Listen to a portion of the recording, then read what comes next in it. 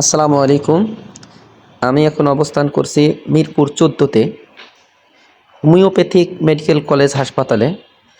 ফেসবুকের মাধ্যমে জানতে পারলাম যে এই হাসপাতালে তেমন কোনো রোগীর ভিড় নেই, কিন্তু আমরা যাওয়ার পরে দেখতেছি যে এখানে প্রায় হাজারের উপরে মানুষ। প্রচণ্ড রোদ এবং গরম, লাইনে দাঁড়ালাম। প্রায় ২.৫ থেকে ৩ ঘন্টা পর ১০ টাকার টিকিটটা হাতে পেলাম। এরপর আরেকটা লাইনে দাঁড়ালাম, সেম আবার ২ ঘন্টা চলে যাচ্ছে। অনেক লোকের ভিড় দেখতেই পারছেন। পেছনের ফ্যানগুলো একদম ঘুরতেছে না, প্রচণ্ড গরম। আমাদের অনেক অস্বস্তি লাগতেছিল। সরকারি মেডিকেল কলেজ হাসপাতালে কিন্তু এখানে কিন্তু সবচেয়ে নিম্ন আয়ের যে মানুষগুলো, গরিব অসহায়, তারাই কিন্তু এখানে যায়। সরকারের কাছে দাবি জানানো হচ্ছে এগুলো দ্রুত কার্যক্রম করার জন্য। মানুষের খুব অসুবিধা হচ্ছে এই জায়গায়। লাইনে ৩ ঘন্টা পরে সিরিয়াল পেলাম, টিকিট পাইছি।